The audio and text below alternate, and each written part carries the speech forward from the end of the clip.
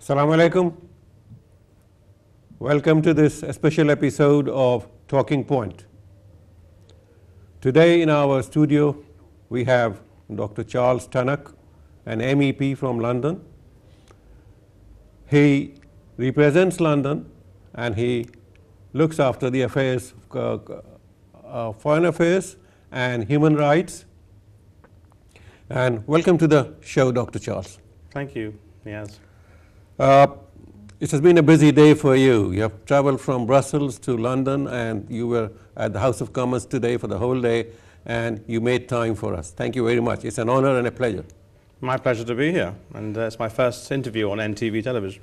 It's a great honor, sir. How do you explain to our viewers what is the European Parliament? Because there's a lot of ignorance or probably misconception. But in this Parliament that we have elected, you have been elected from London, eight of you, and some 500 million people have voted to elect 785 members, you see, from 27 member states, you see. What do you do? Well, it's a unique parliament in the sense it's the only directly elected parliament which makes laws in the world. There's nothing quite like it, and on paper it shouldn't work. In theory, it has 23 official languages, and they're all interpreting away. In practice, of course, English is the language which all the aspiring and ambitious politicians use. And if anything, it makes too many laws. So one of the roles that I see as a Conservative member of the European Parliament, MEP, is to try and keep the laws to a minimum so that Europe does less and does it better. And do you have an edge over others because you're going to speak Spanish, Portuguese and French and Italian? Well, I mean, to be honest, it's quite useful socially, and it's quite useful, in the corridors to chat to colleagues in their native tongue, and obviously it opens up certain doors for you. But the official businesses of the Parliament are conducted in all the languages of the countries. So in theory, you can be an MEP and speak no other language whatsoever. I would say that probably a smattering of French is still helpful if you want to order a coffee, because the local staff often still use French. But English is the working language of the institution. And I've seen it grow from strength to strength. I've been a member of the European Parliament now since 1999. It's my third term in office. And it's gone up in terms of power with the Lisbon Treaty, which is now up and running. The European Parliament acquired a lot of new powers, including powers over trade for the first time, which is why I get constant streams of ambassadors, foreign ministers, trade delegations at my door seeking support on trade agreements. And we've got one being negotiated at the moment with India, of interest to your viewers. There's one that's about to start with Japan.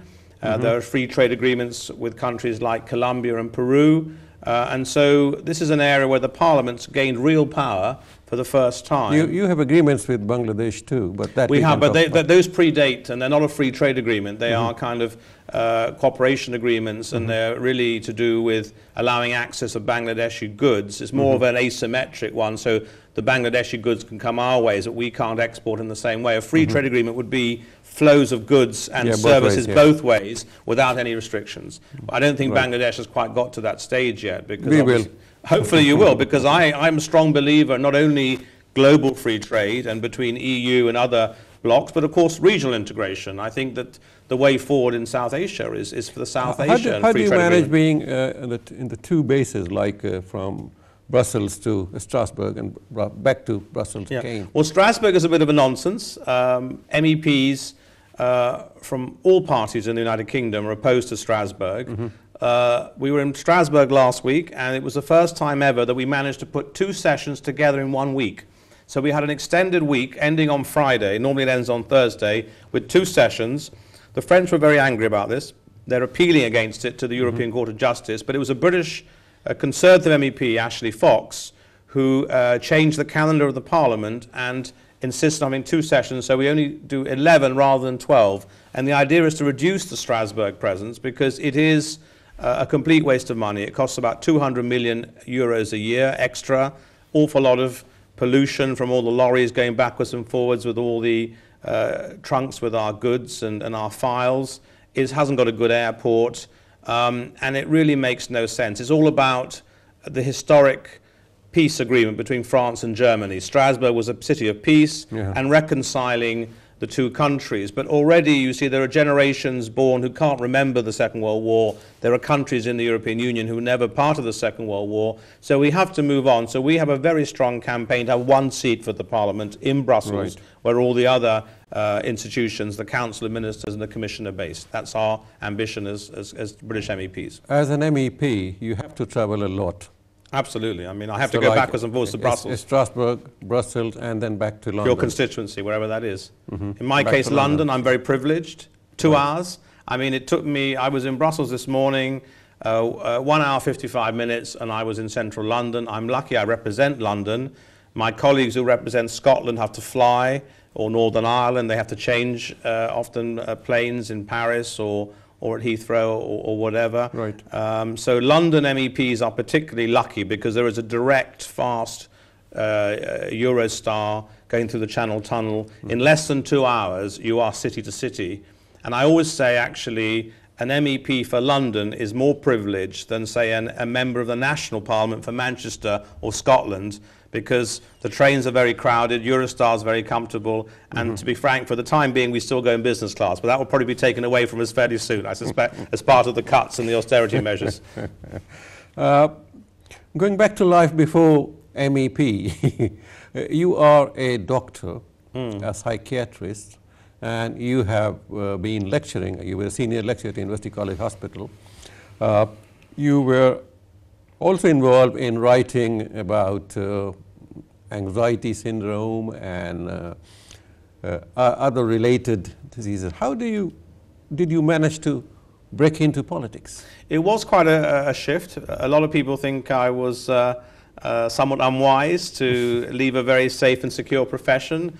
My wife sometimes complains she met a doctor and ended up married to a politician and doesn't see that much of me because I'm always traveling. I've always been involved with politics, even as a student. When I was at Oxford, I used to be a member of the Oxford Union. I then joined the Conservative Party when I came down to London as a medical student. I got involved with youth politics. I was vice chairman of the Young Conservatives in central London. I then ran for the local council and was elected at the same time as being a consultant in the NHS, a senior lecturer, and doing it all at the same time. That was from the Royal Borough of Kensington and Chelsea, yeah, in central London. So in the 90s, I was juggling with many different balls at the same time, both being a local politician and a doctor. And I reached the sort of advanced age of 40, and it was either carrying on forever in the medical profession or doing something completely different in my life. I was lucky because I spoke a few European languages, and they were looking for new faces. My party lost the election badly in 1997. So they were looking for people with different backgrounds, because traditionally most politicians tend to be either businessmen, bankers, barristers. There's often a very limited professional background that they are recruited from.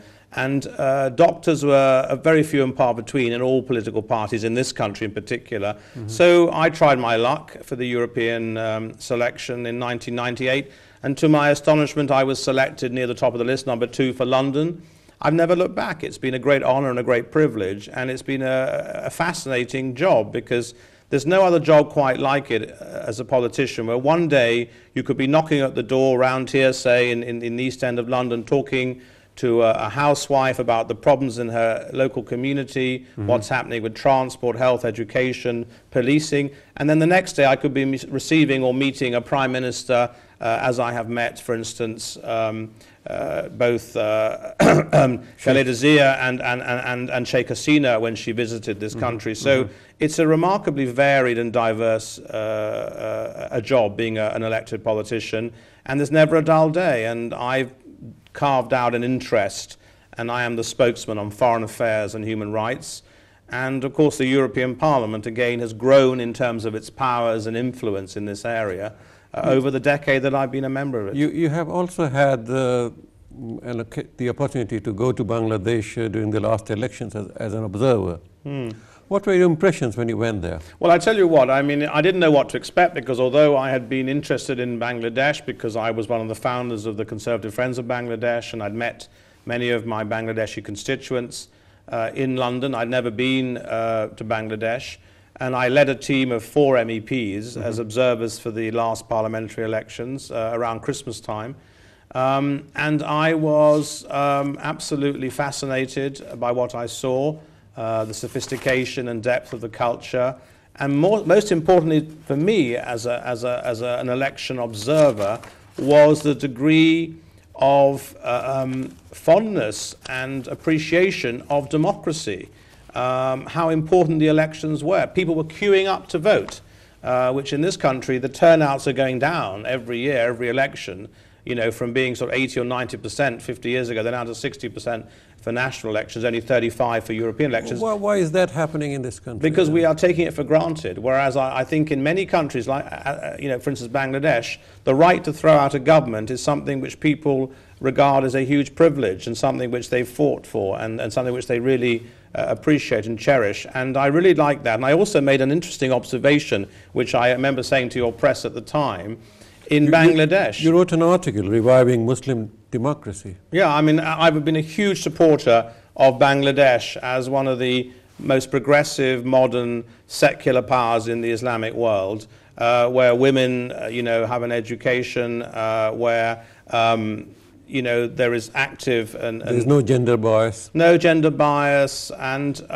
what really interested me as well from an election observation point of view was that you had a very robust system of elections. I mean, in the sense that I actually said that there's possibly more electoral fraud going on in this country because we have a very lax system where anybody can register, anybody can vote with no controls.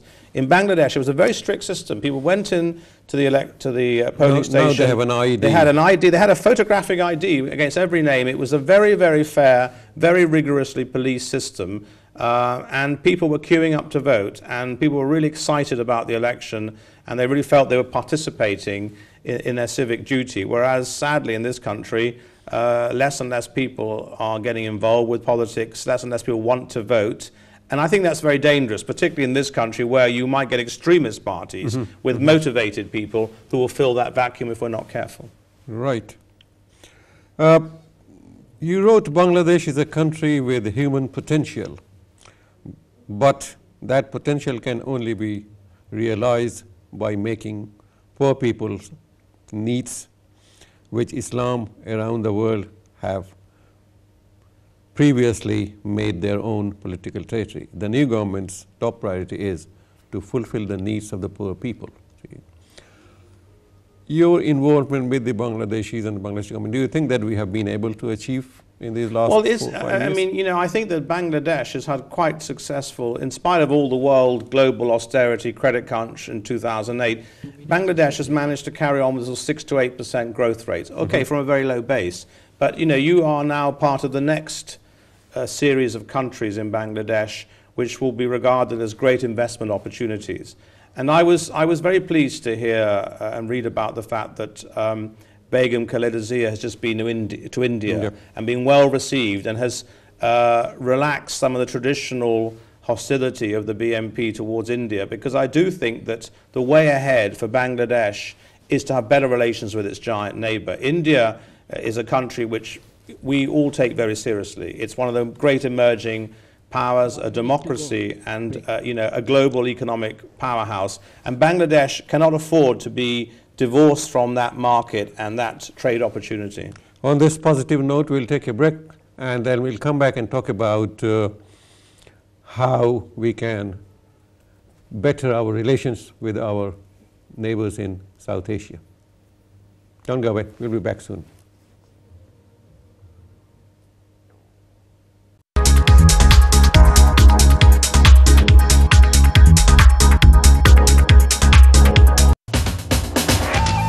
আপনারা দেখছেন talking point.